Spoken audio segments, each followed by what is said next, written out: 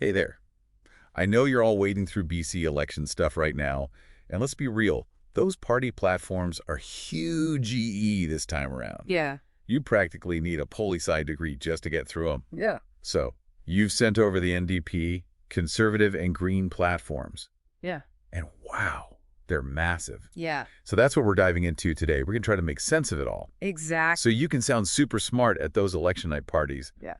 without, you know, actually having to read all three platforms front to back. That's the goal. It's interesting when you actually get into these platforms, all three of them, despite their differences, they really reflect what's making BC voters tick right now. You see it in how much space they give to housing affordability, Yep. the healthcare system, worries about the economy, cost of living especially, the environment and climate change, and of course, reconciliation with Indigenous peoples. It's like a snapshot of the province's anxieties, all laid out. Okay, so it makes sense that they'd all talk about the big stuff, right? But what I find really interesting is how different their solutions are.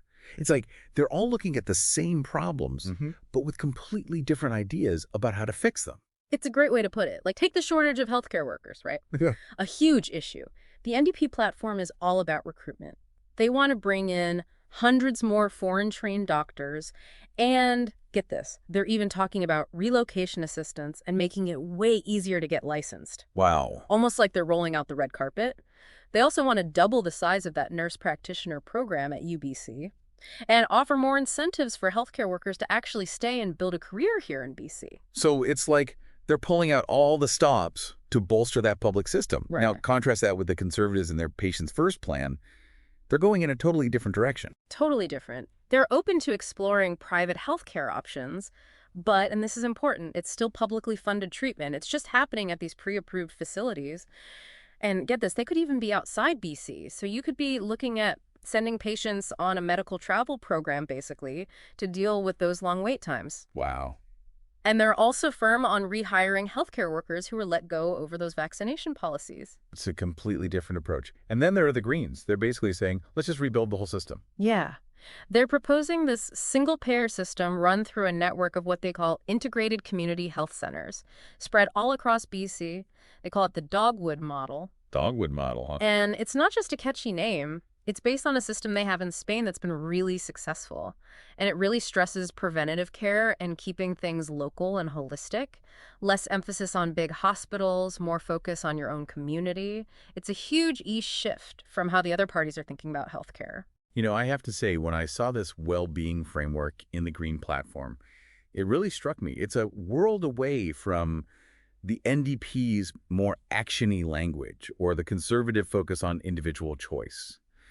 It's like the Greens are measuring success differently, more about a broader sense of how society's doing, not just the economics of it all. Exactly. They're taking this long view, looking at social and environmental factors as just as important, and saying, hold on, maybe real progress needs to be about more than just the bottom line. It's like we're getting a peek into three possible futures for BC, each one with its own vibe.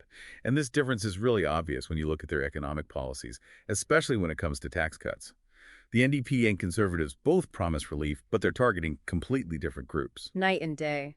The NDP is laser focused on giving renters a break. They've got a whole bunch of measures aimed at making renting more affordable. Makes sense. Meanwhile, the Conservatives, all about those small businesses. Slashing the small business tax rate is their jam, with the goal of eventually getting it down to zero. Wow, that's quite the difference. And then you have the Greens, always zigging when everyone else zags, actually calling for higher taxes. Yeah, bold move. They want to see corporations and owners of those super expensive properties paying more to fund their ambitious plans for social programs and the environment. It's a risky strategy, politically speaking, but it shows just how committed they are to this idea of redistributing wealth and building a more sustainable future, as they see it. Speaking of the Greens, their platform had some real head-scratchers for me. Like, did you see that part about banning tobacco sales in pharmacies? It seems so specific, almost random. It did catch me off guard. You don't hear much about that in every election, but it does fit with their overall strategy on public health. How so? Well, they're trying to shift the whole conversation around things like substance use and addiction, putting more emphasis on preventing harm and supporting people, and this pharmacy ban kind of slots right into that. Interesting. It's these little unexpected policy nuggets that make these deep dives so fun. You really get a sense of each party's personality shining through. Absolutely. And speaking of personality, can we talk about the conservatives for a sec? That whole emphasis on supporting small businesses while also going big on traditional resource industries, I'm not sure I see how those two go together. Right. It's like, how do you square those two? Especially when you think about things like land use and environmental rules. Mhm. Those two sectors are often at odds, wouldn't you say? You're not wrong, and to be fair to them, they do acknowledge the tension there. They're big on increasing partnerships with indigenous communities when it comes to resource development. They seem to think that's the key to having both economic growth in those industries and development that's both sustainable and done in a way that respects First Nations. And they really drive that point home with that proposal Mm. to give 20% of BC's forests back to First Nations control. That's a pretty big deal. It is. It really underlines how much importance they place on economic reconciliation as part of their vision for BC. Of course, whether voters see that as genuine or just a way to get votes remains to be seen. It is election season, after all. But it is a good reminder that these platforms aren't just documents. They're about real choices that could have a huge impact on our lives and our communities. Yeah. It's about how we want to live and work, how we interact with each other and with the environment. Big stuff. Absolutely. For example, the conservatives are really into cutting red tape for businesses. But what would that actually look like in your town or city? Would it lead to more jobs and opportunities as they claim? Or would it come at the expense of the environment or workers' rights? It's something to think about. It really is. You've hit on something really important there. These platforms are all about choices, and some of the biggest choices are about sustainability. Mhm. It's a word you see everywhere, but it means different things to each party. It's like the word sustainability is a Rorschach test, right? Yeah, Tell me what you see. totally. Like with the NDP, it's all about the economy. Yeah. Building a sustainable economy. They talk about good paying jobs, especially in those classic industries: forestry, mining, manufacturing, even keeping their debt to GDP ratio low so they can attract investment and keep the economy stable for the long haul. It's a very practical approach. It's like they're saying, look, we can't protect the environment if the economy's in the tank, which kind of ties into their focus on that BC Manufacturing Jobs Fund, right? Absolutely. They want to promote innovation that creates jobs here, but also reduces the environmental impact of those industries. Trying to thread that needle between economic growth and being responsible, yeah. Now, the conservatives, they also want to see the economy boom, but their path is paved with deregulation and those tax cuts, especially for small businesses, which we talked about. Their favorite topic. It's all about making it easier to do business, create jobs, and help BC compete on the national and international stage. And speaking of competition, we can't talk about the conservatives and sustainability without mentioning the carbon tax. They Yeah. want it gone. Right. Out the door. They see it as this huge burden on businesses and families, and they don't think it's actually doing much to fight climate change. Which puts them at odds with the Greens, who not only want to keep the carbon tax, they want to increase it. For them, it's a crucial tool for cutting emissions and investing in green energy and infrastructure. They're putting their money where their mouth is when it comes to climate change, that's for sure. And then you have the Greens' whole vision of sustainability, which is like next level stuff. It's not just about the economy for them, Not right? even close. It's about social and environmental well-being being intertwined, creating a society where everyone thrives no matter how much money they make. It's a very holistic way of looking at things. Yeah. Their platform is full of ideas for improving quality of life, more access to mental health care, affordable childcare, protecting those old-growth forests, supporting sustainable agriculture. They're even talking about a 4-day work week. Whoa, a 4-day work week. That's definitely thinking outside the box. It's Yeah. like they're saying, maybe there's more to life than just working all the time. Exactly. And that focus on well-being is at the heart of their well-being framework, which we touched on earlier. You won't find that in the NDP or conservative platforms. It's like they're trying to change the rules of the game. Yeah. How do we measure success as a province? It's not just about GDP and economic indicators for them. Right. They want to track things like mental and physical health, how connected people feel to their communities, environmental quality, even access to arts and culture. What makes a society thrive? That's what they're interested in. That's a pretty big departure from that traditional growth at all costs Right. model. It's like they're saying, hey, maybe bigger isn't always better. But let's shift gears a bit and talk about climate change for a sec. All three platforms agree it's a huge threat that needs urgent action, but their solutions are all over the place. Like they're looking at the same problem through 3 different pairs of glasses. Totally. The NDP wants to strike a balance. promoting clean energy while also supporting those big resource industries, forestry, mining, and so on. Right? They talk about electrifying transportation, making it easier for people to switch to clean energy at home, even using AI to make things more energy efficient. Lots of tech solutions, very on brand for them. And then you have the conservatives who are, shall we say, skeptical of the government getting too involved in the energy sector. They believe in letting the market drive innovation. Less regulation, more competition, lower energy costs for everyone. That's the idea, anyway. And they're definitely not shy about their support for BC's natural gas industry. They see it as a key part of the economy and a cleaner alternative to things like coal. They even talk about expanding fracking, which is A big no-no for the Greens. huge no-no. The Greens want to phase out fracking entirely and put a stop to those new LNG projects. They see any new fossil fuel investments as a step in the wrong direction, putting the environment and the economy at risk in the long run. It's a microcosm of this global debate about how quickly we need to move away from fossil fuels and what that transition should look like. And it's a debate that's only going to get more heated as we see more and more of the impacts of climate change. Speaking of impacts, let's not forget about the healthcare system, which is, to put it mildly, feeling the strain. All three parties agree it needs help, but they've got very different ideas about what that help should look like. Understatement. The NDP is sticking to their guns, committed to strengthening the public system. More funding, more healthcare professionals, building those new hospitals, expanding mental health and addiction treatment. They're all about reducing those wait times and making sure everyone can access good quality care. Doubling down on public health care. But the conservatives, they're not convinced. They see the system as we know it as inefficient, bogged down in bureaucracy, failing to meet people's needs. Their solution, a little competition. They want to let patients who are facing those long wait times seek treatment at approved facilities outside of BC, with the government picking up the tab. It's controversial, that's for sure. Would that actually help the public system here? Or would it just create a whole new set of problems? Now, it raises questions about fairness too, right?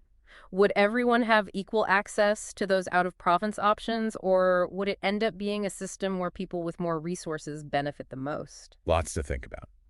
And then there are the Greens, always the ones thinking big picture. They want to overhaul the whole system.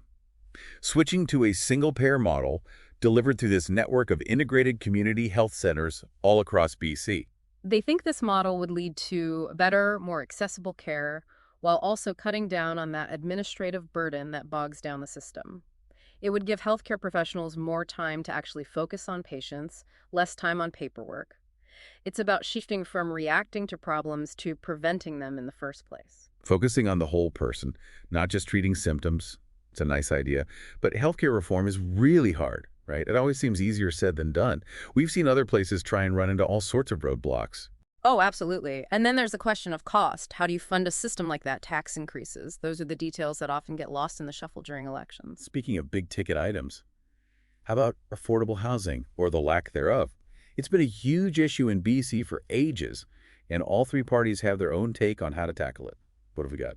The NDP is pointing to their track record so far. They're highlighting their investments in building affordable housing and bringing in those renter protections.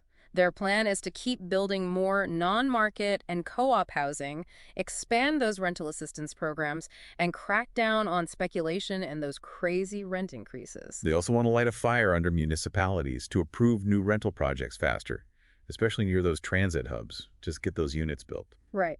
But the Conservatives, not impressed. They say the NDP's efforts have been too slow and haven't done nearly enough to address the problem, pointing to, the sky-high prices and the endless wait lists. And their solution is less government. Shocker. They believe in letting the market do its thing. Fewer regulations, streamlined approvals. That's their recipe for encouraging more development from the private sector. And to win over voters, they're promising a big tax cut for both renters and homeowners. The Rustad rebate. Named after their leader, of course. They claim this will give people some immediate relief from those rising housing costs. Classic conservative strategy, let the free market work its magic. But the Greens, they're not buying it. They see the housing crisis as a symptom of something much deeper, something broken in the system, too much speculation, not enough supply, and a lack of government investment in actual affordable housing. They're tackling this from all angles. They want to regulate those short-term rentals, increase taxes on those multi-million-dollar properties, invest in a whole mix of housing types, not just one or two. And renter protections are huge for them. A province-wide rent control policy banning those rent evictions. They really want to give renters a fighting chance. It's clear that all three parties get how urgent this is. But their solutions really show you what they believe about the role of government, right? Should it play a bigger role in providing housing, or should it step back and let the private sector lead the way? It's the age-old debate, and it's one that's definitely not going away anytime soon. But hey, at least they're talking about it, right? Okay, we've talked about a lot. Healthcare, housing, what sustainability even means. It's easy to get lost in the weeds, right? It is. So let's bring it back down to earth. How could all of this actually affect you listening right now? That's what matters ultimately, right? These aren't just ideas floating around. They have real consequences. Like, take transportation. Imagine what the Conservatives' vision for BC ferries would actually look like. More accountability, a laser focus on making sure those ferries run on time, and maybe even that monthly flat fee program for frequent travelers. Oh, yeah. I know a lot of people who would love that last one. Right. But like with everything, it's about trade-offs. The Conservatives also want to open up how they buy those new ferries, make it more competitive. Exactly. And that could mean they end up going with the cheapest option, even if it means those ferries aren't built here in BC. So it's trying to benefit one group, ferry users, but maybe hurting another. The shipbuilders, for example. It's like a chain reaction, right? And speaking of which, how about those NDP public transit plans? They're going big. Finishing that Surrey to Langley SkyTrain line, the Broadway subway, and then 3, count them, 3, new rapid transit lines just in Metro Vancouver. Ambitious, definitely ambitious. A more connected, accessible, and green transportation network. Who wouldn't want that? Right. But it all comes with a price tag. Exactly. Who's paying for all of this? Right. Are we talking higher taxes, higher fares, or both? And will it actually fix the traffic jams and long commutes, or will it just move the problems around? And let's not forget about everyone outside of Vancouver, right? The NDP talks about more buses connecting different parts of the province, but they don't really go into detail. Which projects get priority? Will people with disabilities be able to rely on it? Seniors? People in rural areas? These are the questions we need answers to. So much comes down to the fine print, you know. And speaking of details, how about that Green Party proposal for a universal basic income? Now, that's a big swing, but it's an idea that's gaining some traction. It is. The Greens argue it would provide a safety net for people struggling to make ends meet, help reduce poverty, make society fairer. Everyone deserves a basic standard of living, whether they have a job or not. That's the thinking. It sounds good on paper, but logistically, how do you even pay hay for something like that? Would people still want to work? How would it affect all those other social programs we already have? So many questions. It's a reminder that even with the best intentions, there can be unintended consequences, right? Any policy, even a good one, can have ripple effects you don't anticipate. We have to look at these proposals critically, weighing the good and the bad. Totally. If something seems too good to be true. Anyway, shifting gears again, how about the Conservatives' focus on law and order? It really raises questions about what it means to feel safe in BC and how our justice system works. They're promising a crackdown on crime, more police on the streets, stricter sentences, all of that. There's definitely a sense out there that crime is on the rise in BC, whether the stats back that up or not, and the Conservatives are tapping into that. Their view is people want to see more police, they want those tougher sentences.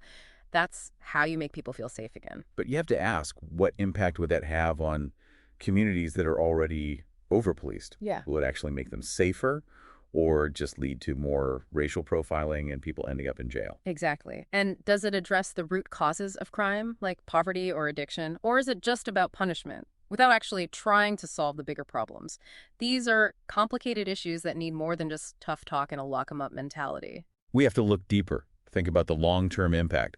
Look, we've only scratched the surface of these platforms today, but hopefully this deep dive has given you a better sense of what each party stands for and what their ideas could mean for your life. It's about asking those tough questions, doing your own research, and figuring out which vision for BC resonates most with you. Your vote, your voice, your future, right. So do your homework, talk to people you trust, and when you cast your ballot, do it knowing you've made an informed choice. This election isn't just about picking a party. It's about what kind of province we want to be. Well said. And on that note, thanks for joining us for this deep dive into the BC election. Don't forget to check out our show notes. We've got links to the full platforms there, plus some other resources you might find helpful. Until next time, happy voting, everyone.